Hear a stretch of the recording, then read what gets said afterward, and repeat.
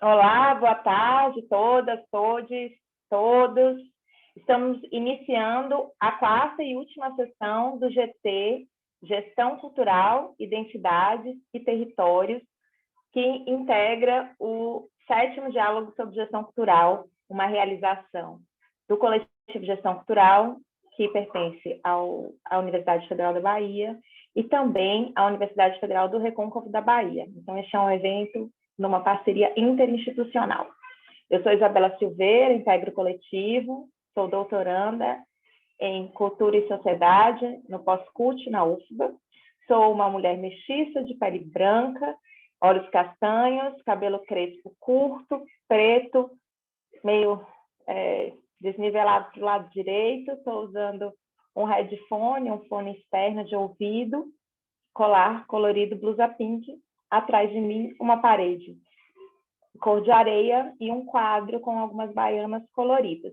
Eu vou falar um pouco rápido, apresentar só em um minutinho para vocês como está a programação do nosso evento e passo para o coordenador, junto comigo desse GT, Luciano Simões.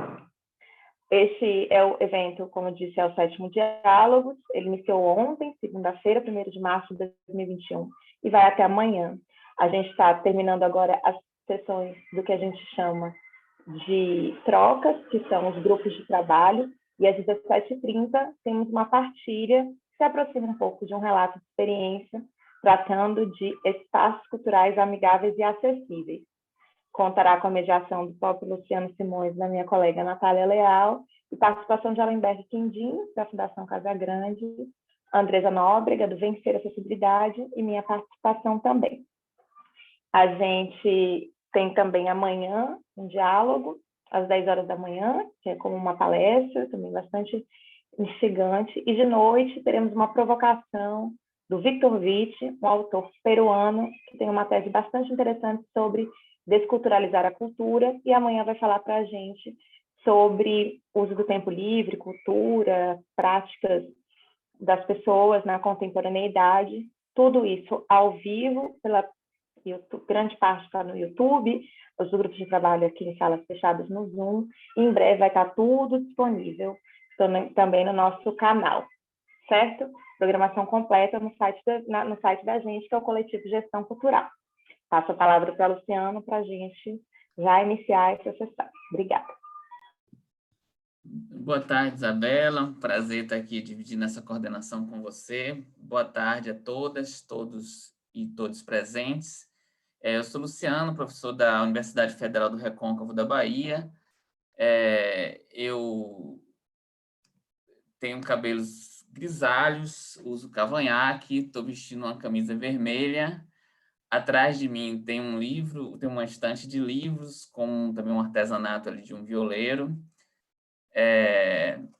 Agora nós vamos iniciar nosso GT, Cultura, Identidades e Territórios, né? Temos o desafio, né, de transformar esse espaço num espaço realmente de troca, né, na oportunidade da gente acolher as pessoas pesquisadoras, pesquisadores, gestoras e gestores que vêm aqui compartilhar suas reflexões, suas experiências e todos os presentes aqui. Depois vamos ter o espaço, né, de intervenção, de pergunta. Cada uma das pessoas que vão se apresentar vai contar com um tempo de 10 minutos. Nós vamos avisar quando chegar em 7 minutos, para que a pessoa, né, organize para se encaminhar para a conclusão da sua fala. Concluídas as 4 apresentações, nós vamos abrir um espaço para as outras pessoas que estão aqui no grupo encaminharem suas perguntas.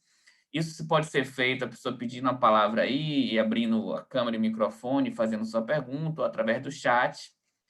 A gente vai pedir, e depois, né, feitas as perguntas, cada um das pessoas que apresentaram vão ter mais um tempo aí de alguns minutos para fazer suas considerações e também comentar os outros trabalhos apresentados,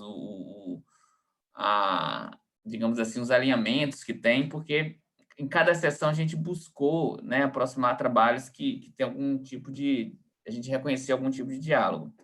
Vou pedir que as pessoas que vão se apresentar iniciem sua fala, né, se apresentando e fazendo uma autodescrição, né? Então, vamos chamar nosso primeiro convidado aqui, Bela. Pela ordem, aqui nós temos Diogo Reis da Costa Silva, com o trabalho Patrimônio Local enquanto elemento para o desenvolvimento humanizado. Bem-vindo, Diogo. Bem-vindo, Diogo. Diogo Reis. Boa tarde, pessoal. Boa tarde a todos, todas, todes. Eu sou Diogo Reis da Costa Silva, e eu vou definir minha aparência de maneira mais rápida, assim, mais breve, seria barbudinho de humanas. E eu estou aqui no meu escritório, atrás de mim umas prateleiras com minha coleção de quadrinhos, CDs, DVDs, meus livros, porque eu nasci nos anos 80, né? Então ainda tenho CD e DVD. Estou com uma camisa quadriculada azul, que minha filha disse que é de São João, e usando um fone preto externo também. Vamos lá. Eu sou sociólogo, tenho mestrado em planejamento urbano e regional e doutorado em sociologia aqui pela UFBA, e trabalho também como gestor, como pesquisador da cultura, né? Até me arrisco como artista de vez em quando também. Então, esse trabalho, né, Patrimônio Local enquanto elemento para o desenvolvimento humanizado, ele é um desdobramento do meu trabalho no Instituto Casa Vê Magia, que é uma ONG que trabalha muito com a pesquisa de patrimônio cultural, desenvolvimento sustentável, e tem um projeto chamado Projeto Me Conta, onde, né, nós fazemos aí uma pesquisa extensa e participativa sobre o conjunto de patrimônio, né, do patrimônio de uma certa localidade. Depois desenvolve uma série de retornos, enfim. Mas é uma experiência super interessante, mas a gente não vai falar dela hoje.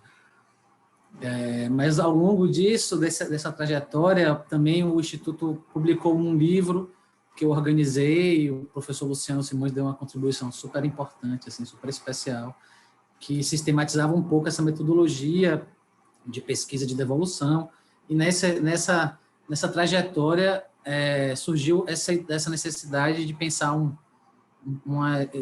conceito de patrimônio para abarcar, expandir um pouco mais, além do que o mais normativo da discussão acontecendo nesse momento, né? Então, eu vou me deter mais nessa ideia do patrimônio local, porque a gente tem pouco tempo, né? Então, vou falar um pouco sobre isso e dar uma pincelada só na questão do desenvolvimento, né? Então, chama Projeto Me Conta. O projeto, depois a gente pode falar um pouco sobre ele, sim. Então, assim, acho que não vale a pena a gente pensar a trajetória toda da ideia de patrimônio, né? Tenho certeza que todo mundo aqui já tem um entendimento, assim, mas é importante a gente lembrar que ele parte de uma perspectiva mais elitista, monumental, né? Mais centrada aí num valor material, então um valor perante uma história hegemônica, né? Mas vai sofrendo uma expansão, uma complexificação desse conceito, né? E que tem a ver aí com fortalecimento da noção de direitos humanos, incorporação da centralidade da cultura, vários fenômenos atuais, né? A discussão da interdisciplinaridade, da interseccionalidade, tudo isso. Então, vai se passar para essa ideia do patrimônio, né? Centrado na identidade cultural como seu principal elemento de constituição, né? Se estabelece aí, fica mais fortalecida essa ideia de que o patrimônio não abarca apenas aqueles bens, né, culturais de ordem material, mas também imaterial, e que o principal ponto central dele é exatamente que ele represente, que ele possibilite a construção e reconstrução, né, a constituição de uma identidade de determinada comunidade, de uma população, né? Então, aqueles elementos materiais e simbólicos que representem, né, uma determinada identidade e funcionem também como uma forma de reprodução dessa identidade, né? Então, esse vínculo com a identidade é muito interessante e traz aí um debate com questões muito complexas, né? Com investigações, com, né, discussões teóricas e práticas bem complexas e dinâmicas, né? Autores como Stuart Hall, Boaventura, Giddens, muita gente de peso vem debatendo como a identidade tem um caráter fluido, né? Também processual, ele é historicamente constituído, né? Tem um caráter narrativo. São autores que vão pensar que a identidade, claro que ela tem um caráter de memória, de origem, de ancestralidade, mas foge um pouco dessa ideia de essencialidade, né? Uma ideia de identidade, assim, do patrimônio como uma coisa muito fixa, mas sim um processo que vem dessa origem, vem de uma ancestralidade, mas que vai se retrabalhando, vai se construindo, ele nunca é terminado, né? E isso traz aí questões interessantes para a definição do patrimônio. Hoje em dia, nós temos aí uma realidade super conectada, com mudanças, né, muito rápidas, tudo isso traz também necessidade de a gente pensar um pouco mais, uma atualização mais rápida desses elementos, né? Então, assim como a identidade também se reconstrói, e hoje em dia tudo é mais rápido, o David Harvey vai falar que a gente experimenta uma compressão do espaço-tempo, né? Hoje em dia, a gente vive o espaço e o tempo, tudo muito acelerado, vai trazer a necessidade da gente pensar o patrimônio também de uma forma mais atualizada, né? Pensando, né, que manifestações culturais mais recentes, né, podem exercer também o papel de patrimônio, podem também representar e auxiliar na construção e reconstrução de identidades culturais, né? Então, seria a ideia de um patrimônio atual, né? Coisas recentes, mas que fazem parte da identidade de uma certa população, como, por exemplo, o grafite, né? Ou aqui em Salvador, pagode, elementos que surgem mais nas últimas décadas e que, pela construção anterior, não fariam tanto parte de um patrimônio assim, excepcional, né? Mas, se pensarmos a partir da identidade, eles vão se enquadrar aí nesse parâmetro. Também outra ideia interessante, e que existe discussão sobre esses elementos, né? Mas ainda é tudo muito debatido, é um debate bem novo, assim, bem vivo. Por exemplo, também, que em contraste com essa ideia excepcional, monumental, também elementos do cotidiano, do dia a dia, também poderiam exercer essa representação identitária, né? Então, se vincular as práticas aos modos de vida de uma maneira que seja cotidiana, não seja necessariamente uma coisa super diferenciada, mas que faz parte da identidade. Eu gosto muito do exemplo do café puro no copo americano de vidro, que para mim tem uma memória afetiva super forte, eu relaciono com a identidade baiana, mas não é uma coisa que só se faz na Bahia, que só é especial ou excepcional daquela identidade, pode não ser a representação mais, né, acabada, mais, né, mais representativa para falar assim, né, dessa identidade, mas ela existe, ela está ali também, né? E outro elemento também interessante que aparece no debate recente, se vai fazer essa questão, é do território. Então, o território, ele, né, tem uma importância na identidade e vai ter importância também no patrimônio. Todas essas ideias levaram a gente a pensar um conceito e dialogar, na verdade, esse conceito a gente não inventou, mas está sendo discutido, que é o conceito de patrimônio local, que vai exatamente enquadrar todas essas questões e vai dar uma unidade, a partir dessa unidade territorial, pensando que o território é o locus onde a identidade se desenvolve, né? Como diz Milton Santos, não é só um palco, ele também cristaliza nossas experiências. Então, ele vai ser um parâmetro para a gente juntar todas essas perspectivas. Ele traz aí algumas vantagens, né, para a utilização desse conceito na pesquisa e na gestão, que é incluir a relação com o território, abarca esses patrimônios mais recentes e cotidianos, e com patrimônio natural isso é muito importante, porque as definições tradicionais é uma coisa muito excepcional, né? Muito em perigo de extinção, e, na verdade, a gente constrói nossa identidade, esse território todo dia, a gente não constrói só excepcionalmente, né? Então, patrimônio, relação com a natureza cotidiana também é muito importante, não só relação excepcional, né? Então, para tentar rapidamente ficar no tempo, né? O desenvolvimento local, o desenvolvimento humanizado, ele necessita dessas perspectivas, desses parâmetros para poder deslocar a sua ideia do desenvolvimento por acumulação para um desenvolvimento de qualidade de vida. E o direito à cultura é um elemento importantíssimo da qualidade de vida. Então, tanto para a gestão pública, quanto para a gestão né, no terceiro setor, a gestão da sociedade civil, se a gente tem como objetivo um desenvolvimento humanizado, um desenvolvimento local, né, como se chama, como alguns autores vão chamar, é muito importante que a gente tenha noção dessa identidade desses indivíduos, e o patrimônio local como um conceito que vai aí, agregar esses elementos de identidade do patrimônio, ele vai possibilitar um parâmetro interessante, importante para determinar aí, no ponto de vista dessas populações, o que é a melhora de qualidade de vida deles, né? Que é onde eles querem ter mais direitos, o que é importante para aquela comunidade, né? Então, rapidamente, a ideia é essa, né? O patrimônio local como uma ajuda para a gente pensar em desenvolvimento humanizado. Consegui ficar em 10 minutos? Conseguiu, Diogo. Obrigado pela apresentação. Desculpa aí os apertos de tempo, mas na verdade, a primeira apresentação é um disparo, né? Para a discussão, você vai ter a oportunidade de outras considerações na pergunta. E agora a gente vai imediatamente receber Bárbara Oliveira, que vai nos apresentar o trabalho Patrimônio Cultural Edificado e a Identidade Consagrado, estudo de Juazeiro do Norte. Bem-vinda, Bárbara. Obrigada. Boa tarde.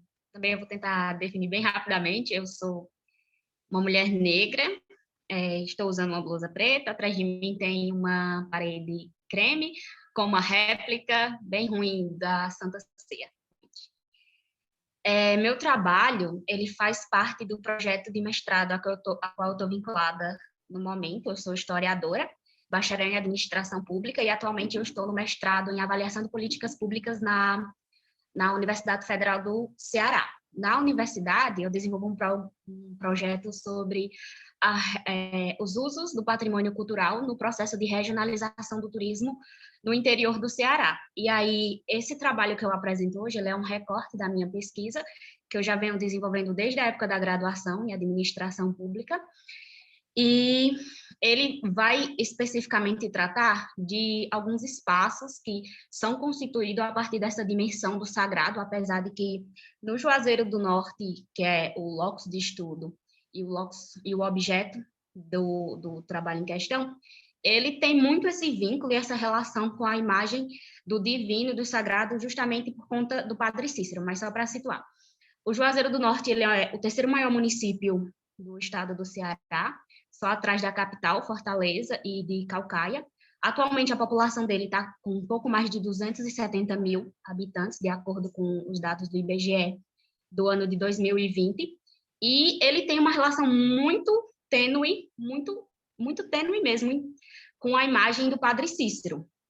E aí, muitos historiadores, não só historiadores, mas sociólogos, antropólogos que estudam o Juazeiro do Norte, estudam os ritos, o próprio Padre Cícero, a história dele, falam que é quase impossível você dissociar o território da imagem do sacerdote. E aí essa é uma das abordagens que eu defendo dentro do trabalho, é que esse patrimônio que hoje ele é institucionalizado, ele se pauta nessa imagem, nessa divindade, nessa sobrenaturalidade da atuação do Padre Cícero, que se perpetuou ao longo do tempo. Então, o Juazeiro, ele se situa no sul do estado do Ceará, e atualmente, no programa, a gente desenvolve um trabalho com instrumentos normativos, porque a gente parte do princípio de que que o Estado ele se constitui como um agente máximo nessa constituição, claro que não desmerecendo a comunidade e outros atores, como a própria igreja, por exemplo.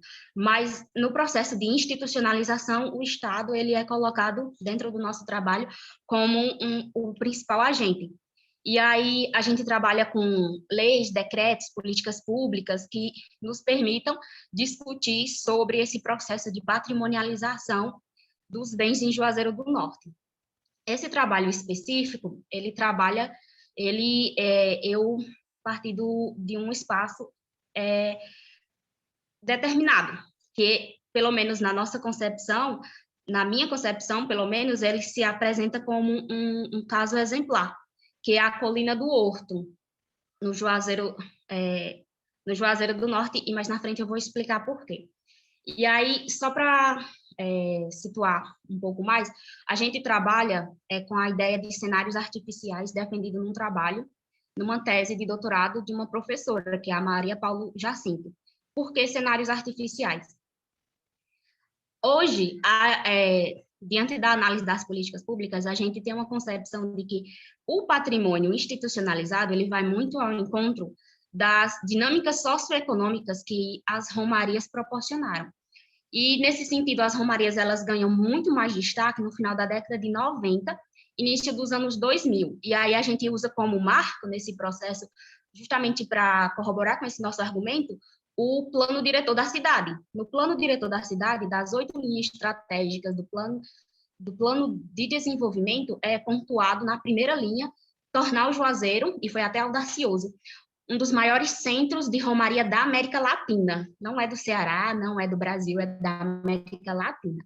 E aí, um relatório que foi lançado no ano de 2000, antes mesmo do país se abalar com essa nessa crise que a gente está vivendo da Covid, foi lançado um relatório da Secretaria de Turismo e Romaria que apresentou dados que mostram que hoje, no caso, 2020, o Juazeiro era o terceiro maior centro de romarias do Brasil, atrás de Aparecida e Nova Trento, em Santa Catarina. Então, isso demonstra a importância que as romarias assumiram no território, não só no território do Juazeiro, mas como os territórios circunvizinhos, porque, inclusive, o plano diretor, ele ressalta muito essa confluência dos romeiros, centenas de milhares, o município já chegou a receber 2 milhões de romeiros por ano, com a dinâmica econômica de outros municípios. Então, as romarias elas assumiram importância muito grande no Juazeiro do Norte e na região do Cariri. E aí, por que trabalhar com essa ideia de cenários artificiais? Porque o que a gente consegue perceber nesse processo de historicidade que a gente está fazendo com as políticas públicas, com as leis e decretos, é que há essa tentativa de se criar um espaço que ele seja identificado com a memória, com a história de Padre Cícero. Para vocês terem uma ideia, atualmente no município tem 13 leis e decretos em vigor, entre leis e decretos, que versam sobre o registro e sobre o tombamento dos bens. 6 desses fazem referência a bens materiais e um imaterial diretamente vinculado à história do Padre Cícero. Então, ou seja, quase, a metade dos instrumentos hoje de preservação e proteção se dedicam a esses bens, que têm vinculação direta com o Padre Cícero. E aí a gente tem uma tentativa de se construir essa arquitetura, essa estética identificada com a história do Padre Cícero, tanto que se você vier ao Juazeiro, dificilmente você vai esquecer que está na terra do Padre Cícero. E aí, do espaço que eu escolhi trabalhar, tá a Colina do Horto, porque a Colina do Horto ela é um caso muito exemplar de como esse processo de patrimonialização ele pode ser enxergado mais a fundo. A Colina do Horto ela é um complexo hoje que foi deixado em herança aos salesianos e hoje é administrado pela entidade Afilhados do Padre Cícero, e ela é composta por alguns bens. Os 3 bens imóveis que a gente encontra nessa colina, eles possuem processos de patrimonialização totalmente distintos. E aí dá para, inclusive, você ver como há uma confusão nesse processo, porque cronologicamente, eles foram totalmente desarticulados. Beleza, eu vou tentar concluir. Então, desses 3 bens, há 3 lógicas distintas na colina. O primeiro é o Casarão do Horto, que ele foi construído em 1907, ele fazia parte do cotidiano do Padre Cícero, era utilizado como refúgio, e em 1999 ele passou por um processo de revitalização e passou a abrigar o Museu Vivo do Padre Cícero. E essa museificação, ele se insere nesse processo de tentativa de racionalização dos ritos. Por quê? O casarão, ele já abrigava os ex-votos, antes mesmo de se tornar museu. A ideia de torná-lo museu, pelo menos essa é a nossa concepção, e é isso que a gente defende, parte dessa ideia de tentar inserir e conformar aqueles ritos dentro de uma lógica. O outro bem, ele nasce atrelado a uma iniciativa política, que foi a estátua do Padre Cícero. Ela foi construída em 1969, ela, na verdade, era um projeto de um prefeito, para se promover, mas ela acabou se tornando um patrimônio devocional, porque todos os romeiros, e isso já inclusive, registrado em diversos trabalhos, toda vez que vem as romarias no Juazeiro do Norte, eles vão para a Colina do Horto justamente para prestar essa devoção à estátua, ou deixar suas lembranças de um ciclo encerrado, de uma promessa no museu. E o outro bem é a Igreja do Bom Jesus do Horto, que ainda está em construção e também se insere nessa lógica, porque sempre é ressaltado que ela faz parte de um desejo que o Padre Cícero não conseguiu cumprir. Então, são 3 bens que eles seguem lógicas distintas de patrimonialização e de constituição enquanto patrimônio. E aí esse espaço ele nos chega como exemplar justamente nesse processo, porque eles seguem lógicas distintas, processos de patrimonialização distintos, mas todos são expressões da fé. Ninguém vai contestar que ali é um patrimônio e também uma instituição. E não só o do tempo. Bárbara, eu acho que a sua internet deu um pequeno problema. Ela caiu mesmo. Só um minutinho. Isso, ela cortou um pouquinho aqui, eu imagino que ela deva retornar. Bárbara Almeida, você está aí, querida, para eu lhe ver, para ver se você conseguiu retornar.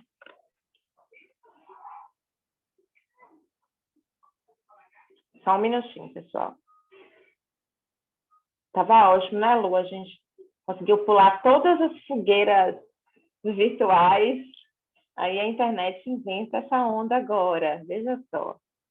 Deixa eu só ver se eu enxergo vocês. Só ver se ela...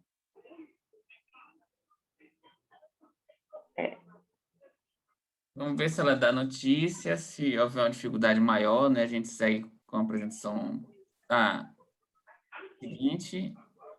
E a gente dispõe um tempo, né, para ela concluir, porque eu percebi que está bem... Eu fiquei aqui rezando para não cair a internet, porque foi cortando. Então vamos, Lu, vamos proceder aí, vamos à frente com Silvia Rezende Oliveira, Percursos Culturais, Redescobrindo a Própria Cidade. Silvia, se Bárbara... não, Bárbara Oliveira saiu. Se ela entrar assim, no 1 minuto da sua fala, eu volto para ela, tá bom? Ela conclui e aí a gente devolve, eu acho que é melhor. Tá bom? Mas se for assim, bem no comecinho mesmo, ela só deslogar e logar. E só para você se tranquilizar, né? Porque a gente começa uma fala assim, se você avançar na fala, aí a gente aguarda você concluir no tempo, né? Eu vou botar um cronômetro aqui para mim, porque eu estava crente que eram 20 minutos. Depois que eu vi que era 10, tá! Mas tranquilo. Pronto. Primeiro, eu queria me apresentar. Meu nome é Silvia Rezende Oliveira. Eu sou parda, cabelo comprido, bem comprido, castanho claro. Estou vestindo um casaco de cor vinho, de gola alta. Atrás de mim tem um teclado, uma cortina cinzenta, algumas almofadas e uma parede branca. Eu sou ex-aluna da Facom, saí daí em 2002. Trabalhei muitos anos na TV Bahia como apresentadora e repórter do programa Mosaico Baiano, e moro há 6 anos na cidade do Porto, em Portugal, onde eu estou fazendo mestrado.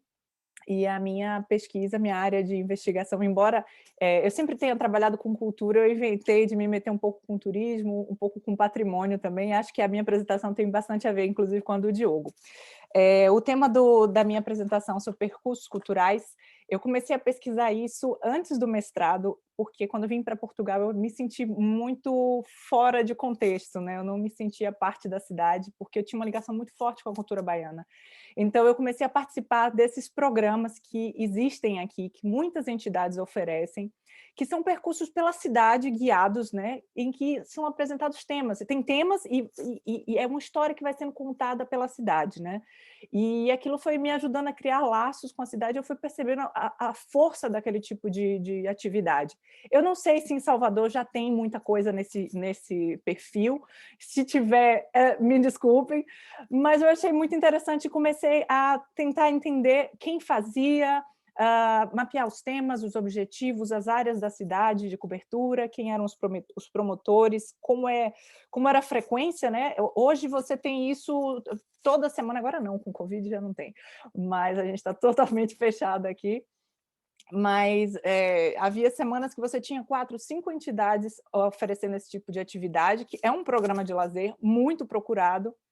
E aí eu comecei a tentar levantar essas informações, pesquisar, fazer um contexto teórico do tema, fui estudar um pouco de turismo cultural, essa questão, né, do alargamento da noção do patrimônio, que o Diogo já colocou aí, entender um pouquinho o que era aquilo, porque parecia um walking tour de turista, mas não era para o turista, né? Era para a comunidade local, e isso mudava totalmente o conteúdo do que era apresentado, a interação entre o guia e os participantes, o tipo de coisa que era mostrada, e eu comecei a perceber que era muito voltado para a identidade local, para a identidade nacional, para os bens culturais da cidade, então não era mostrar os pontos turísticos, né? Tem essa diferença. E aí eu comecei fazendo minha pesquisa, na verdade meu mestrado é sobre percursos culturais de uma forma geral na cidade do Porto e especificamente um estudo de público junto a uma entidade que promove, que é a Santa Casa de Misericórdia. Mas a minha primeira pesquisa que eu trago para vocês aqui foi os percursos culturais da Câmara Municipal do Porto. Eu achava interessante porque era a própria prefeitura, né? Prefeitura que oferecia. E o programa era organizado de uma forma muito interessante, que envolvia todos os funcionários de instituições culturais ligadas à prefeitura. A Câmara já faz esses percursos desde o final, né, do Estado Novo, final da ditadura aqui em Portugal, e à medida que foram acontecendo transformações na cidade, né, decorrentes de uma série de fatores, a entrada na União Europeia, o euro, a cidade do Porto foi considerada, né, o centro histórico patrimônio da humanidade, e o turismo cresceu muito, a cidade passou por muitas revitalizações no centro histórico, uma transformação muito grande, que quem já visitou a cidade há 20 anos e vem hoje toma um susto. E isso começou a despertar nas pessoas esse interesse, né, nesse tipo de programa. E aí surgiu o programa, especificamente o programa Percursos Culturais da Câmara do Porto. Foi de 2013 a 2020, eles realizaram 315 edições, só para vocês terem uma noção, só em 2014, 1.304 pessoas participaram desses percursos. Esses percursos eles têm, em geral, 2 horas, né, de duração, e um percurso de mais ou menos 1,5 km, 2, e são sustentados, né, tem 3 pilares transversais, que é história, arte e arquitetura da cidade. O que me chamava a atenção era o modelo de operação. Os guias, né, desses percursos eram funcionários de instituições, de museus ligados à Câmara do Porto. Eles faziam esses percursos em horário laboral, né? Eram incentivados a apresentar pesquisas. Por exemplo, se a gente fosse transpor para Salvador, você pegar, por exemplo, a pessoa que é responsável pela Casa de Jorge Amado, de repente fazer um percurso com esse tema, e baseado na informação que ele, obviamente, já tem, ele organizar ali um percurso pelo Rio Vermelho, dizendo onde ele passava, onde ele sentava, né, e contando um pouco da história de Jorge Amado, por exemplo. Isso acontece muito aqui no Porto. E não só isso, por exemplo, um dos percursos que eu fiz tratava também de patrimônio material. Aqui a gente tem a filigrana, né, que é aquela técnica de fazer joias com fios de prata, fios de ouro, e também foi feito um percurso muito interessante, que foi passando por lojas que vendiam esse tipo de coisa, inclusive em uma delas tinha uma artesã fazendo ali a joia na hora para as pessoas verem como é que o fio era trabalhado, enfim. E eles abordavam vários temas, e esses funcionários dessas instituições eram encarregados em oferecer, né, esses percursos, esses modelos de percursos, e aí as pessoas fazia-se uma programação, a Câmara do Porto gerenciava a venda dos bilhetes, né, a aquisição dos seguros, porque as pessoas que participavam tinham seguros contra acidentes pessoais, acidentes, né, cai no meio da rua, cai no buraco, isso estava coberto pelos seguros, e a divulgação. E o restante, né, dos percursos era feito por cada um desses profissionais, que era uma forma também de promover os espaços, promover as pesquisas dessas pessoas, enfim, não era uma arma na cabeça em que todo mundo era obrigado a participar, na verdade, quem tinha um interesse apresentava o projeto, e isso era comercializado. Os percursos culturais da Câmara, eles eram colocados num site para divulgação, e também eram distribuídos assim, panfletos, né, nos espaços culturais, em que você tinha a programação trimestral, com todos os percursos, o título, a explicação, o nome do profissional que ia apresentar, porque também é importante você divulgar o trabalho da pessoa que está colocando ali o seu trabalho, né, estudando e pesquisando e desenvolvendo esses percursos, os horários, e os bilhetes eram comercializados inicialmente por €1 e pouquinho, e depois chegaram a €3, mas tinha aqueles pacotes, quando você comprava para a família toda, saía mais barato. E uma coisa muito interessante é que eles faziam, nesses percursos, eles usavam muito material de apoio, como eu estou mostrando, não só os panfletos que você recebia, dizendo onde é que ia passar o percurso, como também muitas fotos antigas. Então, por exemplo, se você fosse pegar agora o exemplo do Museu Carlos Costa Pinto, se fosse correr ali o Corredor da Vitória e mostrar, falar das casas, dos casarões, das grandes famílias, que seria algo que tem a ver com a coleção, você ter fotos das casas antigas muito grandes para mostrar às pessoas, olha, aqui no lugar que tem esse prédio, era essa casa, era dessa pessoa, enfim. E outra coisa é os acessos que eles faziam, que eles permitiam a zonas muitas vezes fechadas, ou seja, igrejas que não estavam abertas para visitação, coleções exclusivas que ainda estavam sendo montadas para exposição. Por exemplo, eu fiz um percurso que era nos sebos, né, que são alfarrabistas aqui do Porto, e a gente ia passando por várias lojas, e em uma das lojas, o dono do sebo sempre tinha essa participação, né, da comunidade local, das pessoas que... Porque quem mais entende do assunto, no fundo, são os integrantes da sociedade que estão diretamente ligados com aquilo. Então, veio o dono do sebo, falou da história, como foi que construiu, que fez, e a gente teve acesso ao subterrâneo do sebo, que a gente acha que aquilo ali é pequenininho, quando você entra embaixo tem um mundo de livros, e ele mostrou como é que aquilo era organizado, quais eram os livros mais caros, né? Enfim, esse tipo de curiosidade que torna especial e atraente participar desse tipo de programa.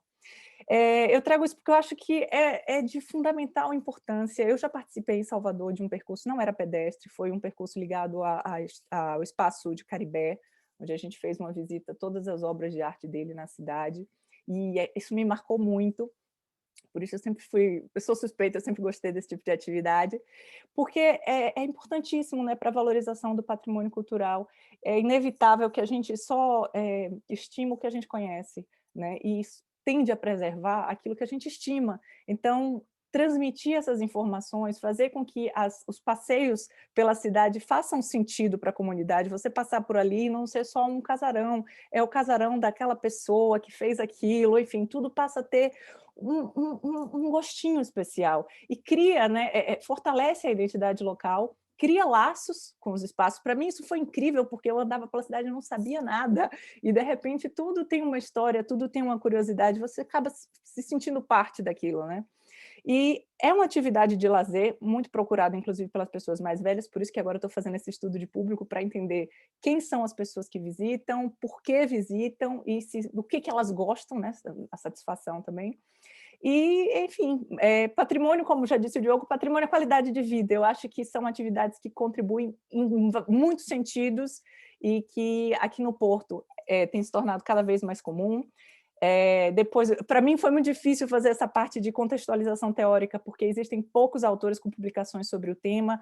Tem o Dallin Timothy, o Stephen Boyd, a Cherry Hargrove nos Estados Unidos também fala muito sobre isso.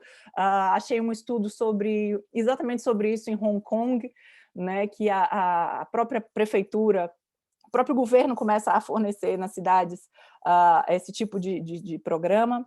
E eu queria trazer para cá, para a UFO, porque não sei se em Salvador tem, e não sei de que forma isso é explorado, e acho fantástico.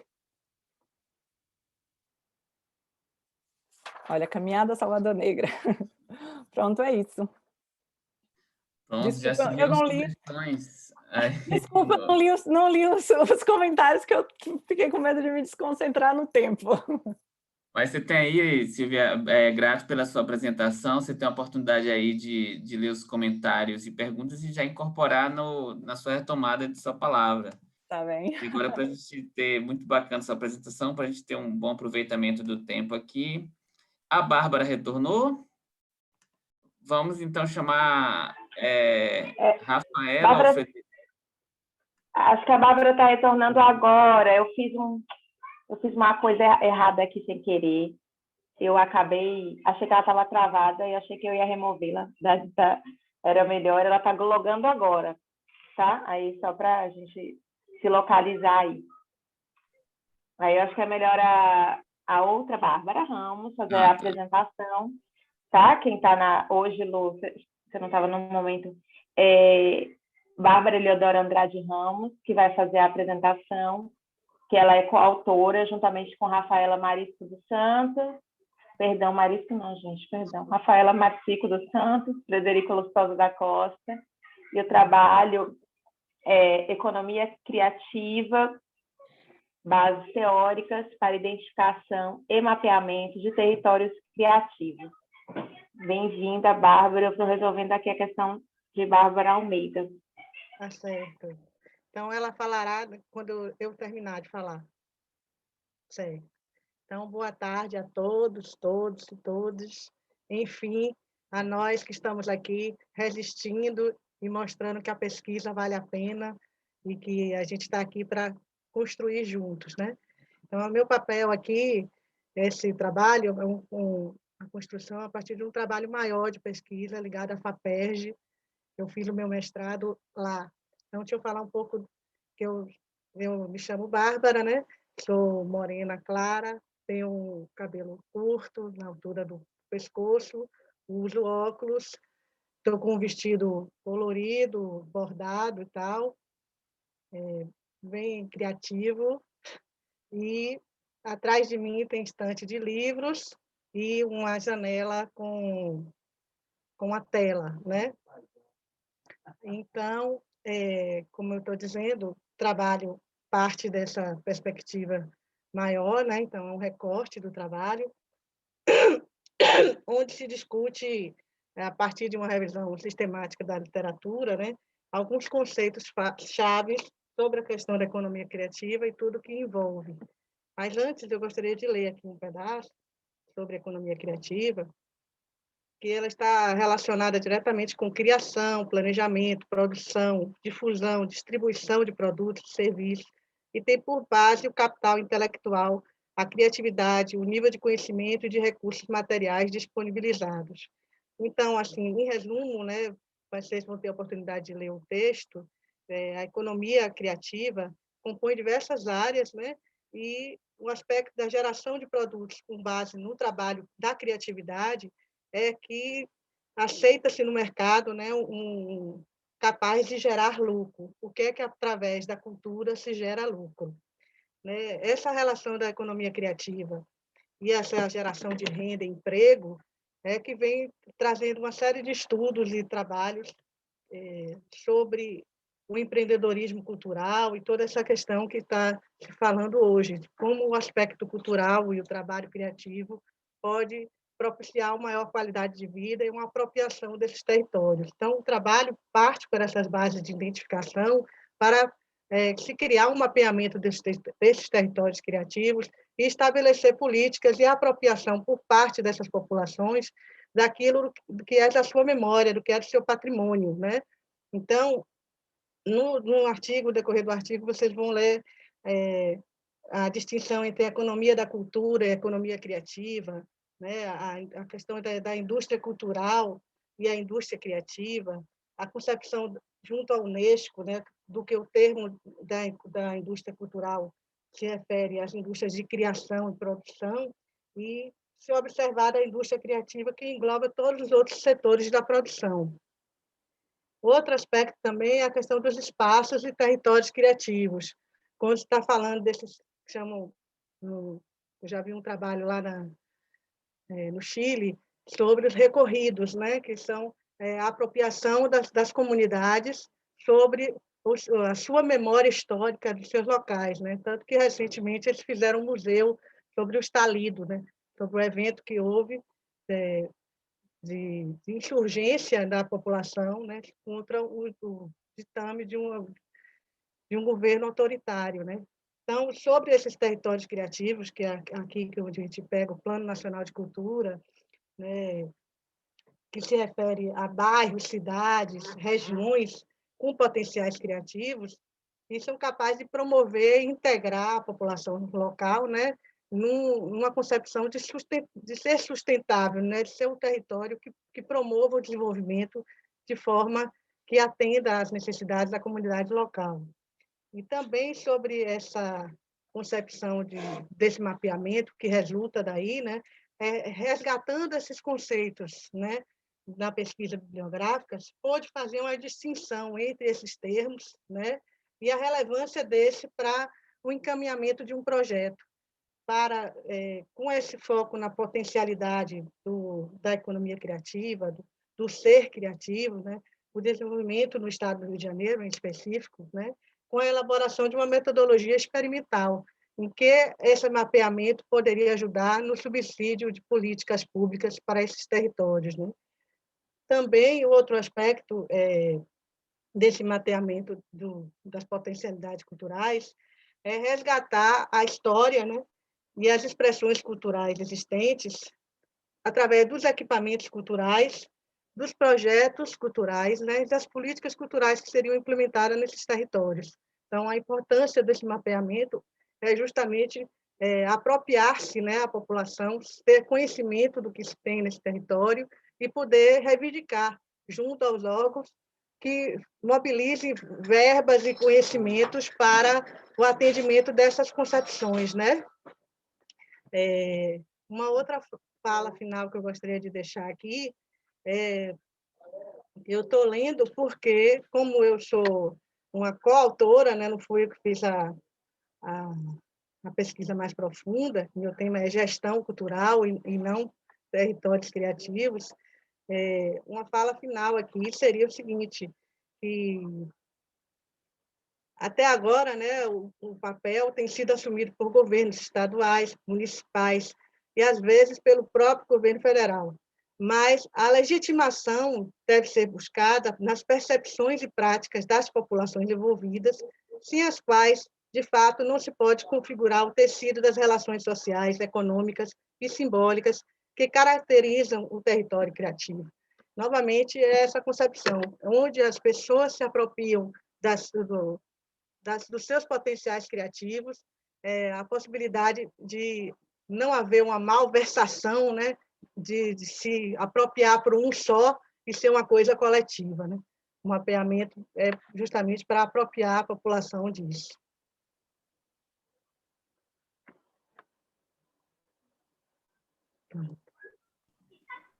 Obrigada, Bárbara. Bárbara foi precisa. Luciano, a Bárbara Almeida, foi realmente, eu fiz cometi um pequeno engano aqui, ela está acessando agora, tá? Só vou pedir um minutinho de paciência para todo mundo, porque ela deve dialogar de um outro e-mail. E se você quiser fazer alguma consideração já sobre esses trabalhos, Lu, enquanto eu resolvo essa pequena questão técnica aqui, agradeço. E aí eu bloqueei a moça, basicamente, gente, foi isso que eu fiz. Tá. Não, todos os trabalhos muito interessantes, né? abordagens diferentes, reflexões, né, territórios com características muito distintas, né?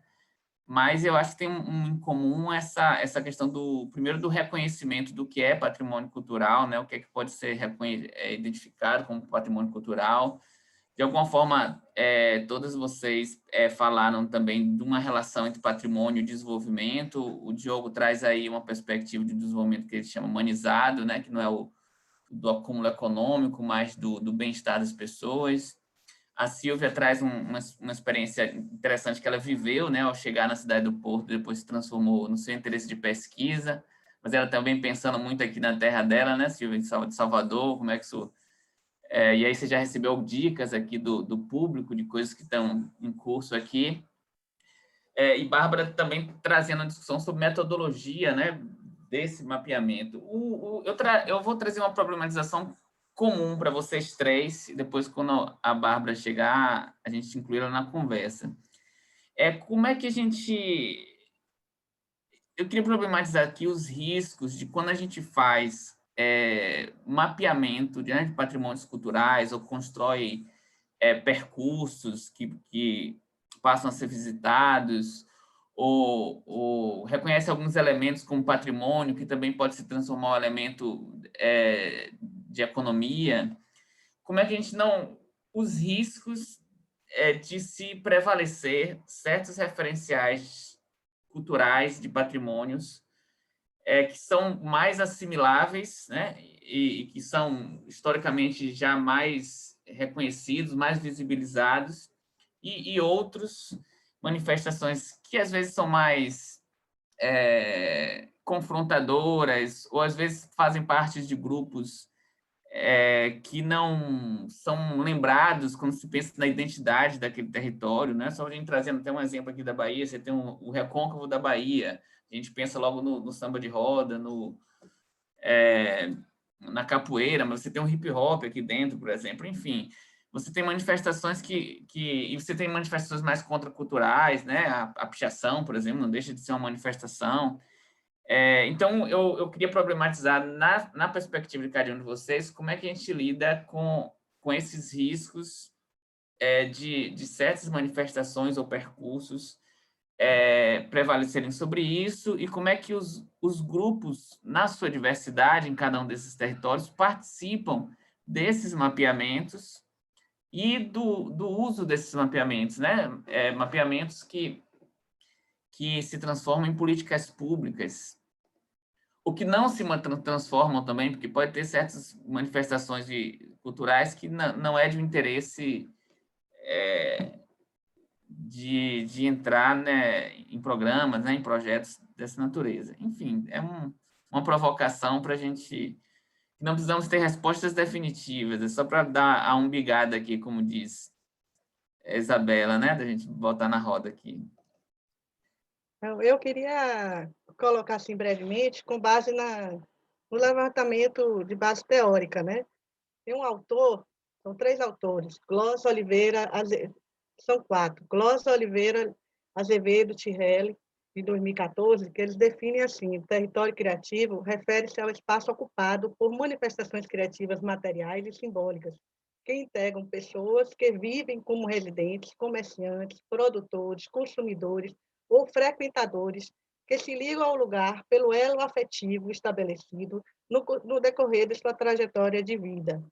Para tanto, considera-se para a compreensão desse território a história das manifestações criativas, como surgem e se alteram ao longo do tempo, a relação estabelecida entre aspectos sociais, culturais, econômicos, no direcionamento das manifestações criativas daquele espaço, a diversidade de criatividades apresentadas pelos integrantes deste lugar, a relação de continuidades e descontinuidades estabelecidas entre essas formas criativas e o contexto nacional e internacional.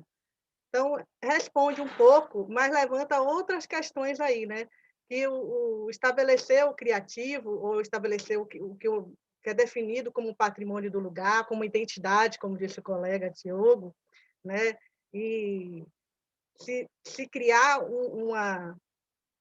uma identidade, um pertencimento com aquele objeto, com aquela cultura, né? Faz definir do território se ele é economicamente interessante ou não, dentro do mapeamento criativo, entendeu? Se ele é representativo ou não. Aí, pode ir.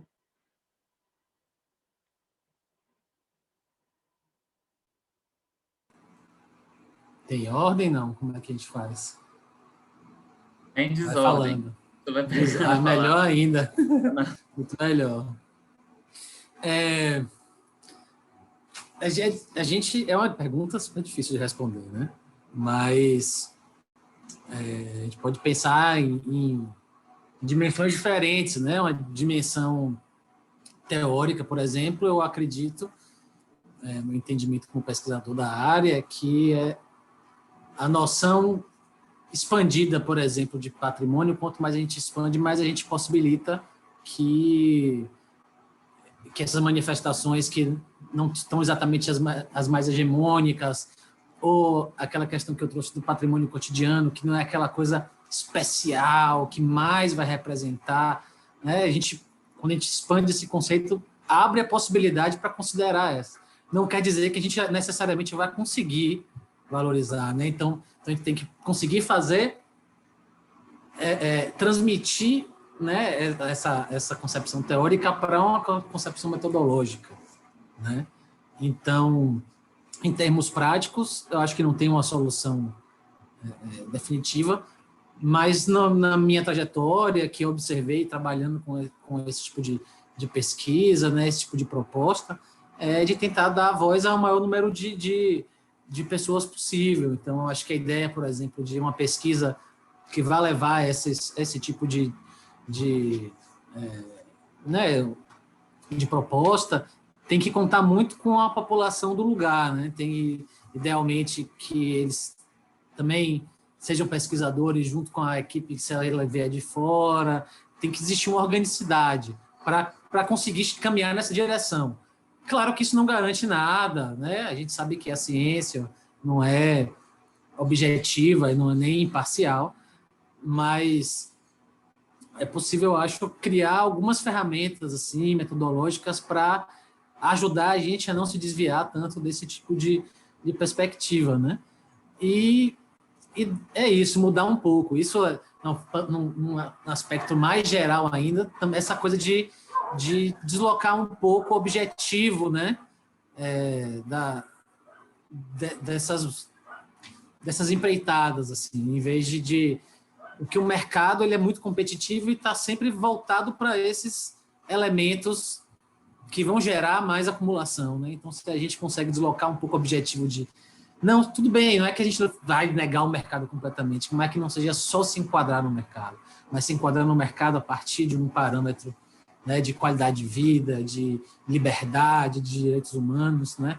Isso cria aí um freio nessa tendência, porque eu realmente acho que é uma tendência no mundo que a gente vive, infelizmente, né, de calar certas vozes, de pensar muito no acúmulo, né? Então, é um desafio muito grande. Falando agora um pouquinho dos percursos culturais, eu acho que para a gente, né, combater, digamos assim, né, esse risco de fortalecer determinados discursos hegemônicos ou de estar sempre no óbvio, né? Eu acho que... Eu perdi o áudio, não estou ouvindo. Ah, tá pronto, porque só tem eu.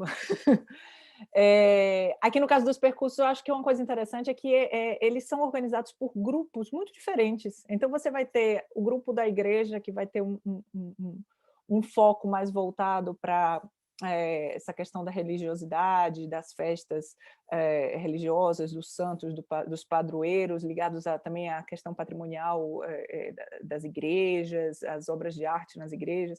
Você vai ter a própria Câmara do Porto. Aliás, essa questão que você colocou foi muito discutido na época que a Câmara começou a fazer uns percursos falando sobre as revitalizações que foram feitas no centro da cidade, né? Porque sempre tem essa coisa, né? O discurso acaba... É a política do patrimônio, né? Mark Glom. Você acaba levando para o que você tem interesse. E no caso da Câmara, eles queriam valorizar essas requalificações que foram muito polêmicas na cidade, porque muito da comunidade local acabou sendo deslocada, enfim. Então, eu acho que um pouco é isso, é você dar voz, como o Diogo falou, a vários grupos, né? Temos também percursos disruptivos na cidade, que são feitos por alunos da universidade, apresentando seus próprios temas de pesquisa. Eu já vi aí o de Salvador, muito interessante também, que é, né, voltado para o turismo afro, enfim. Eu acho que é isso, dar mesmo vozes a várias pessoas, quanto mais gente participando, mais pontos de vista vamos ter.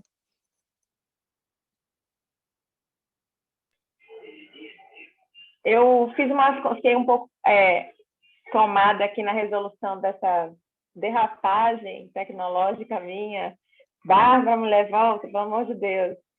Mas eu fiquei pensando logo na fala de Diogo, no início, ele falando de território, identidade e patrimônio, essa junção, na verdade, essas correlações, né, que se imbricam aí, e pensando como existe uma dimensão política de validação dos saberes e dos valores, né?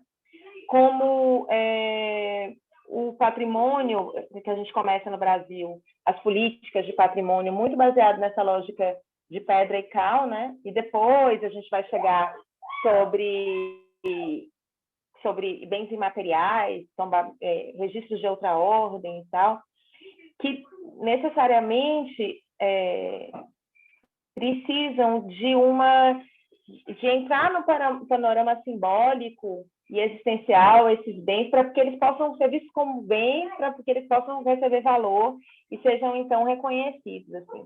Como nada é distensionado na sua dimensão política, e que esse capitalismo tardio que a gente vive, esse arremate de democracia que a gente tinha, talvez, ele responde mal a essa diversidade de vozes e de sujeitos que possibilitem, né, falar junto nessa ágora aí social e digam, isso é importante para mim. Eu gosto desse exemplo do pagode, pensando, né, que não é necessariamente um patrimônio, mas qual é o lugar que ele é permitido ao pagode ocupar. Significa que tem que patrimonializar, não se trata disso, mas quais são os lugares onde é que esses sujeitos conseguem fazer frente a essa produção de valores e de validação. E aqui tinha, Silvia, em Salvador, aquele circuito das artes, né? Com, inclusive, possibilidade de fazer esse circuito a pé por vários museus e tal, que infelizmente, não era necessariamente para os turistas, mas infelizmente não se permaneceu após o encerramento das políticas de fomento, né? Para esse sentido, era um projeto bem continuado, bem bacana. E aí a gente pensa, por quê, né? Por que é tão baixo custo? O museu já está lá aberto, por que a gente não consegue sequer viabilizar isso? E como eu trabalho com crianças, e também nas artes cênicas, nos processos de iniciação de novos públicos, pensar mesmo o que você falou, mas não se ama o que não se conhece, né? A Bahia está localizada em um lugar que tem um histórico tão forte de patrimônio, de coisas históricas, e a gente não tem amor por isso. Eu convido, inclusive, a conhecerem uma pesquisa de uma fotógrafa chamada Renata Voss. Ela tem um livro chamado Ruir, que é só sobre... Ela faz uma fotografia e revela em formas de revelação artesanais muito legais. Ela registrou apenas imóveis de Salvador que estavam condenados e prestes a cair. Faz um livro desse tamanho. Imóveis históricos, casarões históricos, sobrados, ela sobre esse ruir da memória e tal. E aí a gente pensa, meu Deus, está caindo mesmo, e sendo que a gente podia estar tratando esse patrimônio numa dimensão do simbólico, do dia a dia, e não considerando ele só num caráter excepcional, né? Talvez se ele estivesse sendo visto, fosse mais fácil mobilizar suportes objetivos e subjetivos para a manutenção dessa memória, inclusive. Essas são minhas considerações. Eu sinto uma consideração para a Bárbara Oliveira. Meu Deus, eu estou arrasada, apesar do sorriso permanecer no meu rosto, tentando resolver ainda com o nosso suporte. Mas agradeço se quiserem fazer considerações. Olha, eu acho que a Bárbara está conectando, está aparecendo aqui, conectando o áudio. Bárbara, se aproxime, por favor. Consegui. Que eu sou... Falando, Bárbara, vou lhe colocar em destaque, senhora, me desculpe.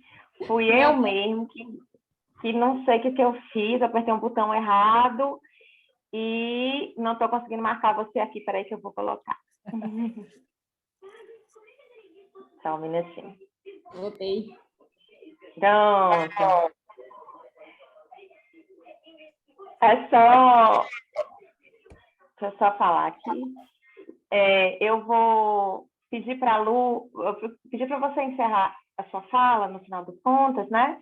Ganhar um minutinho aí extra. E Luciano depois ele fez uma provocação coletiva e aí os demais já responderam. E aí você responde essa provocação e a gente já caminha para o encerramento, tá bom? Tá certo. Agradeço, professora. Eu acho que deu uma ansiedade muito grande depois que eu caí.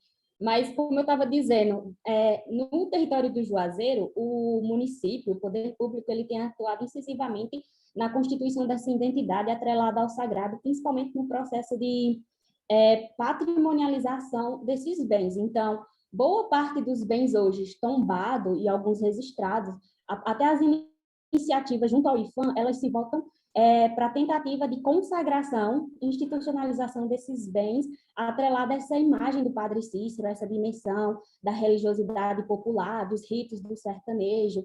Então, dentro da pesquisa, a gente já consegue perceber isso, que o poder público em si, ele é a figura principal nesse processo de identificação e criação. Claro que vinculado aos interesses que se percebe com as romarias, com o poder econômico que essas manifestações têm provocado no Juazeiro, tanto que tem alguns historiadores que falam que o Juazeiro só é o que é graças ao Padre Cícero, às romarias, e todo esse processo que está atrelado à memória e à imagem dele. Basicamente é isso, o que esse estudo inicial eu trago para o evento, para as discussões aqui. Agradeço a atenção e as mensagens. Bárbara, estávamos todos vibrando aqui pelo seu retorno, viu? Eu não sei, Bela, se tem muito tempo para que a gente tenha um tempo de encerramento, por conta de se organizar para a próxima atividade, aí, mais 2 horas de debate. Enfim, acho que só parabenizar a Bárbara pelo trabalho. Eu estive em Juazeiro do Norte em 2018, me impressionei aí com a presença de Padre Cícero em cada casa, em cada loja, em cada... Quase que não estou aqui, porque eu fui subir o alto lá da estátua em pleno janeiro, meio-dia, olha que ideia. Quase que eu não estou aqui hoje. Mas, assim, essa pesquisa é muito interessante, acho que daria muito pano para manga aí para a gente discutir. Mas eu pensei agora da gente fazer Bela fazer essas considerações ou perguntas que tem, e depois a gente convidar todos para uma despedida final. Perfeito. Uma consideração só para a Bárbara, a gente já vai encerrar, então, para os encerramentos já, mas não dá nem para responder, porque eu vou jogar uma pequena bomba aqui e vou fugir, tá bom? Que a gente pensando nesse engajamento em Padre Cícero, que é ligado ao catolicismo, né? Popular. Se a gente é um catolicismo popular, eu fui uma pessoa que dei a volta lá no cajado de Padre Cícero pedindo as bênçãos, estive no Cariri no ano de 2020. Então, mas quando a gente pensa, sobretudo a partir das recentes inserções dos movimentos evangélicos neopentecostais, na figura das músicas, dos grupos de música gospel, das danças de louvores, nas disputas por financiamentos e espaço em uma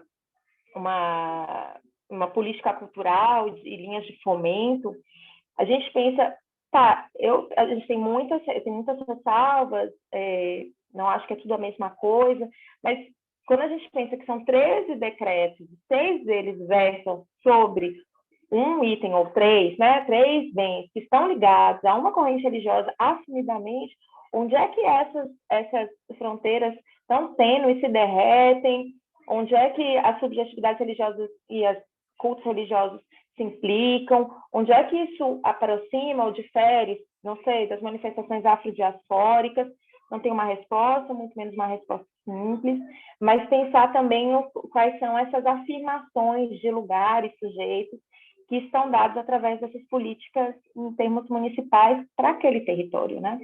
Eu fico muito provocada por isso e tentando entender pelo menos qual é a minha postura, nem eu mesmo sei o que é. Essa é a minha consideração para a Bárbara, registro novamente minhas desculpas, e agora a gente passa vou pedir para a Luciana se despedir dessa vez, e aí todos se despedirem também, tá bom? Bom, minha despedida é um agradecimento às discussões, assim, dizer que realmente a intenção aqui não é fechar as respostas, mas todo mundo sair aqui com novas perspectivas para suas pesquisas. Agradeço muito a quem apresentou, é uma generosidade, né, vocês apresentarem aqui o percurso, as dúvidas. Então, eu convido vocês... eu compartilhei aqui. Inicialmente, eu tinha compartilhado com Silvia, porque eu percebi aderência ao trabalho dela, mas depois eu percebi que tinha a ver com todas as apresentações, né? Na Chapada do Araripe, lá na região do Cariri, tem uma experiência dos museus orgânicos, que também lida com isso, né? Com um reconhecimento de mestres da cultura, de valores culturais ali para a população daquela região, e que se constitui um circuito, também envolve o turismo, porque as pessoas que chegam na região visitam. E, bom, eu compartilhei aqui um link que tem uma notícia sobre essa experiência dos museus orgânicos, mas vocês podem pesquisar mais na internet. E hoje, às 5h30, na mesa Espaços Amigáveis, o Alenberg Quindins, da Fundação Casa Grande, vai estar lá falando, acho que é sobre a Fundação Casa Grande, não sei se ele vai abordar em algum momento os museus orgânicos, mas eu compartilho essa referência e convido vocês a participarem logo às 17h30, a mesa Espaços Amigáveis, deixa eu pegar o nome todo. Espaços culturais, amigáveis e acessíveis. E acessíveis. Então é isso. Um grande abraço, muito grato a vocês e a quem prestigiou aqui a conversa.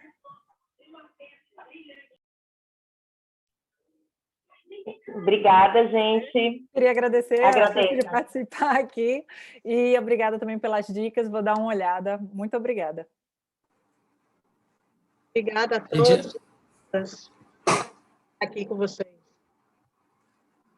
É isso, é um prazer estar aqui com essa galera tão bacana, esses mediadores super queridos. Viu, pessoal? Muito bacana, o diálogo legal, como tudo também tem uma unidade interessante. Parabéns pela organização dos trabalhos, tanto quanto hoje. Acho que teve muito diálogo, isso é bacana para a gente crescer aí nas nossas reflexões. Obrigado a todo mundo que assistiu também. É isso. Eu também gostaria de agradecer, apesar de que eu não peguei tanto as discussões, mas esse ambiente virtual sempre me lembra como é desesperador essa nossa situação em geral. Mas eu agradeço muito o espaço de estar socializando o início da minha pesquisa. Gostaria muito de ter ouvido mais vocês, mas, enfim, da próxima eu escuto. Só ressaltando e dando um pouco de tranquilidade aí à Bárbara, essa mesa estará gravada e disponível dentro de algumas horas ou alguns dias no site ou no nosso canal no YouTube, Coletivo Gestão Cultural, assim como todas as atividades do nosso 7º Diálogo sobre Gestão Cultural. Foi um imenso prazer estar aqui, coordenar junto com o Luciano Simões, querido parceiro aqui, nesse trabalho árduo de tantos trabalhos bons que foram submetidos nesse GT. Reforçar que a lista de presença está disponível e que quem não pode assistir tudo ou tem interesse em outros GTs que aconteceram de forma simultânea a este, poderá depois olhar pela internet também.